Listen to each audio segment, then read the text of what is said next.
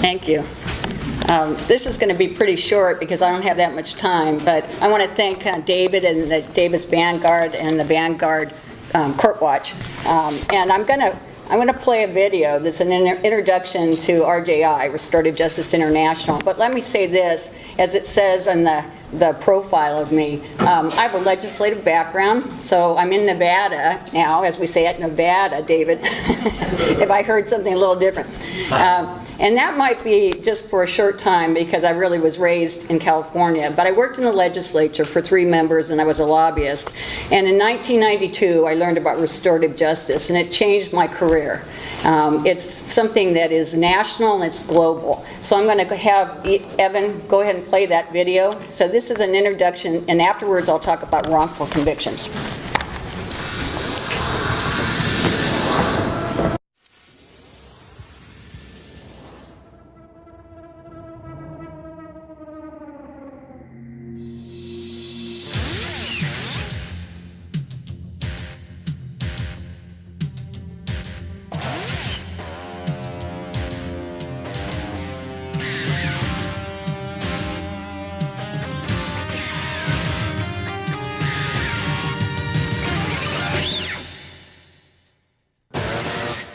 My son was 19. That can never happen to me. This is Steve. He can't remember anything right now. You know, Therese and Steve were inseparable. Cleveland 911, what is your emergency? Somebody's been shot. They're in the parking lot. They're laying on the ground. They've been shot.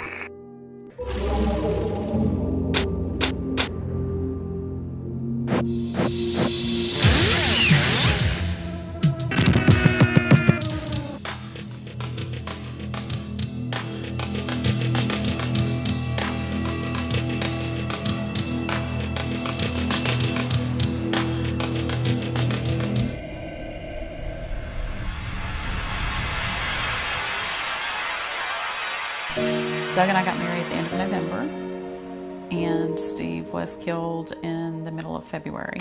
23-year-old Leslie rear-ended Jeremy's car, causing it to explode early Saturday morning. Leslie was booked for murder, felony drunk driving, and felony evading officers.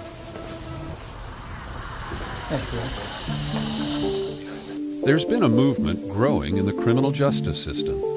It has found its way into justice systems all around the world. It's not a program. It's driven by victims. Its impact is proven and undeniable. And yet, like all change, it is feared, dismissed sometimes as too soft on criminals, and sometimes too much in favor of crime victims.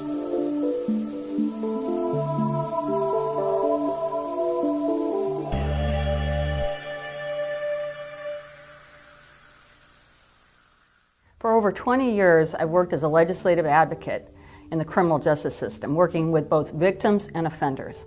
Around the world, justice experts realize that the criminal justice system is broken and it's deeply flawed. It hurts both victims and offenders alike. The current system is not set up to help people heal. That's kind of the bottom line. It's not set up to help victims find their voices. It's not about that. I don't thank God that he's dead, but I thank God that I have some peace. A week from now I may, and as we learn more about who and what, I may feel differently. The current system fails victims by leaving them out of the system. The way we process crime now is it's seen as a crime against the state, not against a victim, a real human being. Offenders aren't encouraged to take responsibility for their actions. Instead, we warehouse them in prison. Offenders don't usually think about their victims, but that's not surprising because the criminal justice system doesn't lead them there. In fact, there are barriers that block that type of access. RJI is working to remove those barriers that block a crime victim's access to restorative justice. I'm in the process of contacting all these different people about getting into the prison and how to do that correctly. The time that I saw Carl, I had no idea that there was anything called restorative justice. I just knew that I saw humanity in this person and I wanted to meet him.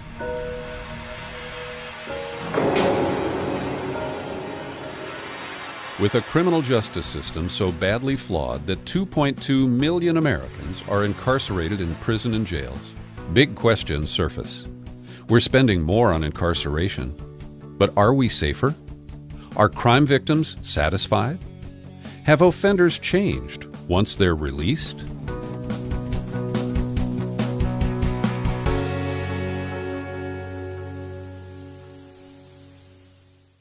Restorative Justice International, or RJI, calls this new vision victims-driven restorative justice. It stresses offender accountability, restoring victims and communities, but also transforming offenders, which leads to real change.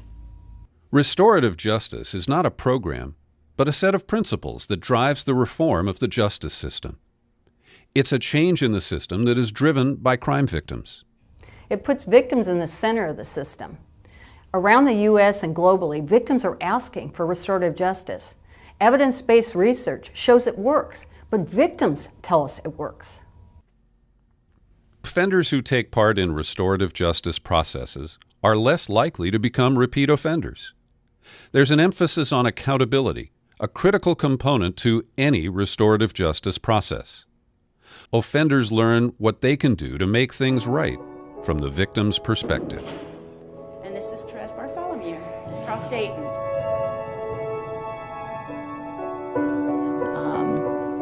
I really want for you to realize how much you hurt our family.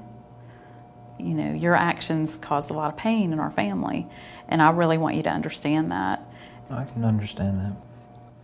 Well, originally I wasn't too sure about participating in this, and then I figured it was a way to return something to your family. Because I know it had to hurt a lot.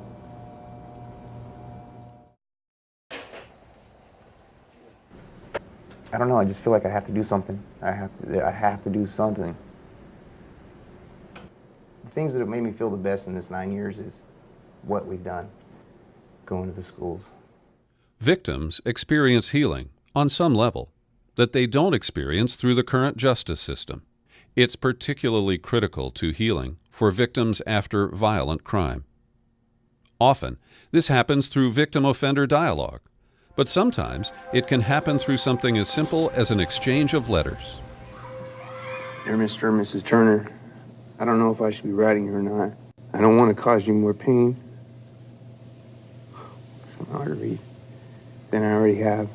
I'm writing now because my mom told me she has met you, and you're good people, and you'll understand if I tell you I'm sorry.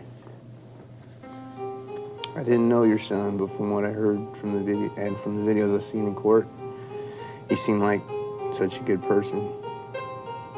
And it hurts inside to know his death was my fault. If I could just go back, but I can't. I have to deal with it, and I always live with the guilt. I've asked for forgiveness, but forgiveness can't make me forget what happened. What you feel is beyond what I can imagine, so I don't know what to write. Your loss was too terrible. I'm truly sorry.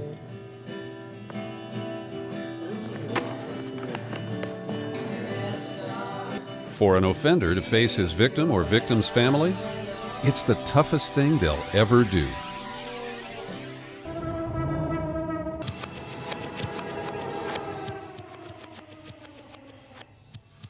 RJI takes on tough, intractable problems that few want to touch.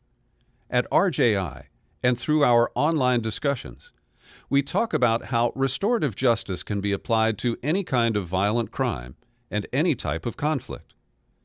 We're working with our affiliates as they take public positions in support of restorative justice. RJI demonstrates that restorative justice is the answer to tough-on-crime political rhetoric. It is truly comprehensive reform of the justice system. Victims are more satisfied after participating in a restorative justice process, even those impacted by violent crimes. You know, the day that we walked out of the prison, I've never felt so empowered in my entire life. And to be able to open a door for other people to be able to go and do that, is, in my mind, one of the most important things about all of this that we've done over the past several years. It's about how to restore victims and communities, but again, how to transform offenders. This is something we're not doing, which is why our prisons are filled to capacity around the world. But we need this change. We need this new vision.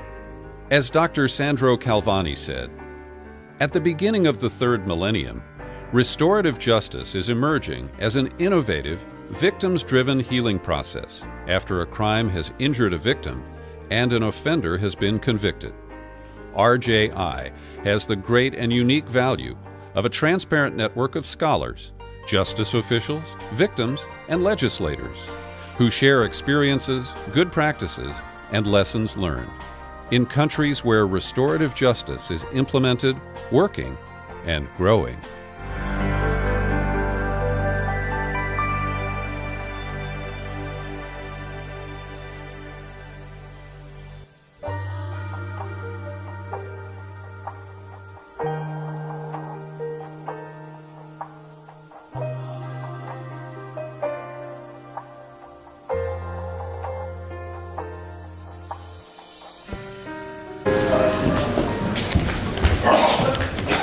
So that's my passion.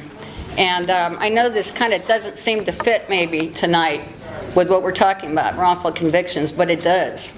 It absolutely does, because it's on the agenda. And I got to say this, because we were talking about who's run for office and who hasn't. I ran for office. I ran for Congress, 2006, in California. And yeah, and I'm telling you, you want district attorneys that support restorative justice and Congress members and legislators and city council people. That's what you need. You got to find them. So quickly, I want to draw the connection between what you just saw with a lot of crime victims telling their stories and supporting victims-driven restorative justice, but also the fact that we know now that everyone in this room knows the criminal justice system is broken, and then the question of what do you replace it with, and it's restorative justice. So when we talk about wrongful convictions, there are a couple points I want to make. Number one, as I'll later introduce Jeff Deskovic, but number one, victims would never want the wrong person in prison for a crime he did not commit. By convicting the wrong person, the real offender is not arrested and left free to commit another crime. That's point number one. And that's why restorative justice applies. Number two, systemic reform of our justice system must address all injustices, including wrongful convictions. Number three, DAs are the first stop for crime victims once they enter the system. And they need to support restorative justice, as we saw in the film. When that's not possible due to lack of services, they need to address it by supporting legislation and funding those services. Number four, those who are wrongfully convicted deserve restitution. That's a principle of restorative justice. Once you're exonerated, that's what you should receive. It's a reflection of restorative justice. They are victims of the system. And number five, prosecutors and any justice official who knowingly contributes to the conviction of an innocent person should be held accountable by the law. Absolutely. And that's what you just saw. And that's why that's a new area of restorative justice that I believe we've championed and working with people like David Greenwald and Jeff. And lastly, this is just a little personal story, and I'll end with this. I've been passionate about wrongful convictions for a very long time. And I met a man through an organization called Journey of Hope, From Violence to Healing. And it's crime victims who are opposed to the death penalty. And this organization is really a tremendous group. But I met a man named Greg Wilhoit, and he was on death row in Oklahoma for a crime he never committed. And I met him going to an event in Texas. And I sat down with him, and I learned his story.